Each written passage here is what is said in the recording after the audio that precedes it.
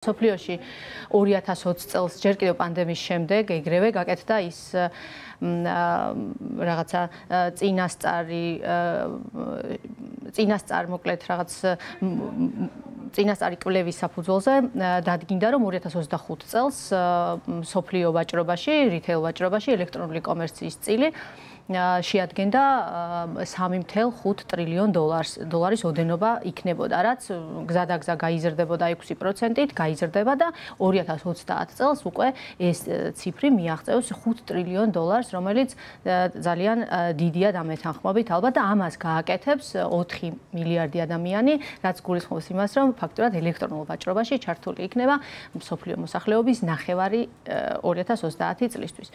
საქართველოში, როგორც აღნიშნეთ, ძალიან პატარა არის ამ ბიზნეს მიმართულების მასშტაბები და შესაბამისად მასზე კვლევებიც და ინტერესიც დაბალი არის ხოლმე, იმიტომ რომ მისი წილი ეკონომიკაში ძალიან პატარაა. თუმცა პანდემიამ ზუსტად ისე დაბუსტა ეს მიმართულება, რომ გალთეთ-თაგართმა ჩაატარა ისეთი კარგი კომპლექსური კვლევა და ხშირად უბრუნდებით ხოლმე ამ კვლევას, იმიტომ რომ მასშტაბური არის, მოცულობითი და თითქმის ყველა კითხვაზე სცემს პასუხს, ყველა საინტერესო ასპექტს გამოკვეთს. რომელი წლების კვლევაზე საუბარი რომ დავასუსტოთ? 2021-ში ჩატარდა და ფაქტურად პანდემიის შემდგომი ეგრევე შედეგების ანალიზი იყო, სადაც გალთეთ-თაგართმა თქვა, რომ 2020-ში თუ იყო 1.1% რითეილ ვაჭრობაში ელექტრონული კომერციის წილი ძალიან პატარა, 2025-ში 4.7 გახდებოდა. და მიუხედავად იმისა, რომ ეს ციფრიც პატარაა, ზრდა საქართველოს პარკლებში და რაოდენობრივად, თანხობრივად ეს დანახარჯები ელექტრონულ ვაჭრობაში შეადგენდა 2025 წლისთვის 2 მილიარდ დოლარზე მეტს. ნატია, აქვე ჩაგეკითხებით, ელექტრონული კომერცია საქართველოში გულისხმობს, რომ საქართველოში არსებული ვებგვერდებიდან ელექტრონულად პროდუქტის გამოწერას თუ ნებისმიერი სხვა თუნდაც Amazon-ი იქნება ეს და ასე შემდეგ. ელექტრონული კომერციის დანახარჯები გულისხმობს ქართველი მომხმარებელი რაში ხარჯავს ფულს? ეს ელექტრონული კომერციის არხების საშუალებით. საქართველოს არხებში ხარჯავს ფულს თუ საზღვარგარეთ? ანუ ეს ერთობლივად და ზუსტად აი მაგის თქმა მინდოდა, რომ ეს 2 მილიარდზე მეტი 2025 წლისთვის იქნებოდა 50% ქართულ ვებგვერდებზე შეძენილი, არხებში შეძენილი და 50% საერთაშორისო არხებში შეძენილი. ნახევარი დარჩებოდა საქართველოში და ნახევარი გავიდა. 2020-ში ეს იყო გალთეთ-თაგართის წინასწარმეტყველება, ასე პროგნოზი კი ბატონო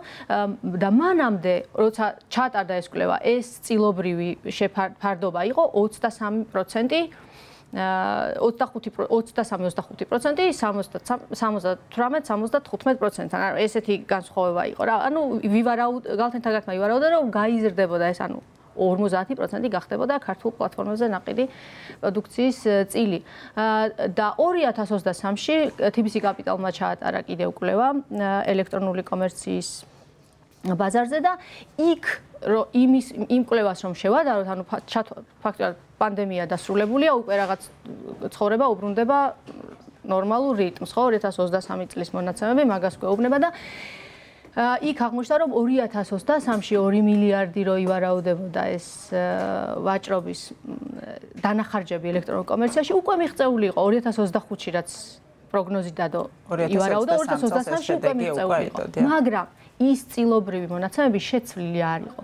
ანუ ისევ 24% იყო ქართულ პლატფორმებზე ამ 2 მილიარდიდან ნავაჭრი და დანარჩენი ისევ მიეკვეთა. ანუ ზრდა მოხდა, მაგრამ ზრდა მოხდა ისევ და ისევ ქვეყნის გარეთ არსებული უცხოურ ვებგვერდზე ნაყიდი დახარჯული ფულის ხარჯზე. მე გადაცემის დასაწყისშიც აღვნიშნე, რომ არის საუბარი, რომ რაღაცა გარკვეული გადასახადები დაწესდეს უცხოურ საიტებზე, ვინც ვაჭრობს e-commerce-ის საშუალებით. რამდენად ლოგიკური შეიძლება ეს იყოს იმ ფონზე, რომ ძალიან რთული იქნება ალბათ იმ მრავალფეროვანი პროდუქტის პოვნა ქართულ ბაზარზე, რასაც გვთავაზობს მსოფლიო, ხომ?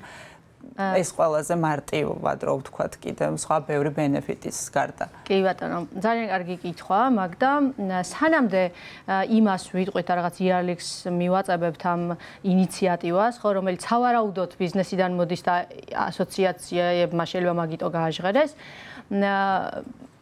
ვთქვათ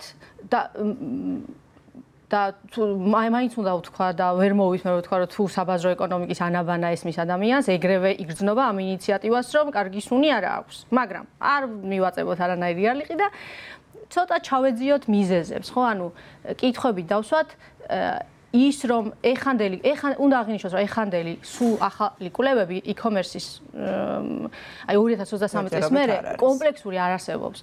ალბათ მოგვეწევა ეხა 24 წლის მონაცემები და 23 წლის კვლევები, მაგრამ ის რომ თუნდაც ის რომ ეს ინიციატივა გაჟღერდა, ეს უკვე პულსზე ჩვენ იმ ადამიანებს რომლებიც ამ სფეროში ვართ, პულსზე ხელი გვიდევს, უკვე ვხვდებით რომ რაღაცა ისი არ არის, ხო? ანუ მაგას მეტყოლებს შეიძლება სავალალო მდგომარეობაში არ არის e-commerce, მაგრამ ყოველ შემთხვევაში რაღაცა შეიცვალა. ის პროგნოზები არ მართლდება, ხო? ანუ ის რომ სოფლიო ტენდენცია რატო ვახსენეთ რომ სოფლიოში იზრდება ეს ბიზნესი, ხო? აქაც ქონდა ყველანაირი საფუძველი რომ გაზრდილიყო ბაზარი აუთვისებელია, შესაძლებლობები უამრავია ხო, მაგრამ მიზეზი რა არის, რატომ წავიდა რაღაცა ცუდად, ხო, რატომ წავიდა რაღაცა უკან. მიზეზი რომ გავიგოთ პირველი კითხვას უნდა დავსვათ, უნდა ვთქვათ რომ ვინ არის ის ადამიანები, რამხელა ის სეგმენტი, რომელიც საქართველოში ქართულ e-commerce პლატფორმებზე პროდუქტს და სერვისს ყიდულობს, ხო?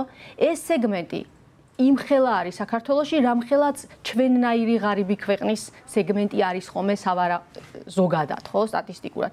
ღარიბი ქვეყნის მოსახლეობის 1-2% შეუძლია მხოლოდ რომ სერვისში, ონლაინ სერვისში, როგორც ლაქშერის სერვისში ფული დახარჯოს. იმიტომ კი არა რომ არ უნდა, იმიტომ რომ არ შეუძლია ამის გაკეთება, ხო? და რატომ მაშინ არ იყო ღარიბი ეს ხალხი, ხო, როცა იზრდებოდა. კი, იყო ღარიბი, მაგრამ ადამიანები, ეკონომიკა საქართველოს ეკონომიკაც უკან მოდის, ხო? ბოლო 2 წელიწადია. საქართველოში ადამიანები კიდევ უფრო ღარიბდებიან, იმიტომ რომ კიდევ უფრო შემცირდა ამ ადამიანების რაოდენობა, ვინც ქართული ელექტრონული კომერციის პლატფორმებზე სერვის ამ პროდუქტს ყიდულობდა, იმიტომ რომ უამრავი პროექტი, რომელშიც ეს ადამიანები მუშაობდნენ, ხო, ზუსტადაც ვინც იყვნენ ამ სერვისის მომხმარებლები, დღეს უმუშევრები არიან, იმიტომ რომ ეს პროექტები აღარ არსებობენ, წავიდნენ ამ ქვეყნიდან. იმიტომ რომ უამრავი პროექტი არის ასევე გაჩერებული, რომელიც უშუალოდ ამ ბიზნესის განვითარებას ემსახურებოდა, ელექტრონული კომერციის განვითარებას ემსახურებოდა, ხო? შესაბამისად, ის ადამიანები ისეთი პლატფორმებთან კონკურენცია, როგორიც არის Temu ან Amazon, ხო და განსაკუთრებით Temu, ნახეთ, რომლის ერთადერთი competitive advantage იმ ბიზნესის ან კონკურენტული პირატესობა არის დაბალი ფასი. ხო, ის ხო არ აკეთებს აქცენტს, რომ მაღალ ხარისხიან პროდუქციას გადავა. იაფად ყიდის თავის პროდუქტს და ისეთი ღარიბი ქვეყნის სეგმენტის მოსაზიდად, როგორიც ჩვენია, ძალიან ადვილია. ხო, ადამიანები აკეთებენ არჩევანს დაბალ ფასზე და არა კარგი ხარისხის სერვისზე და პროდუქტზე, რომელიც ნამდვილად აქვთ ქართული ელექტრონული კომერციის პლატფორმებს, ხო?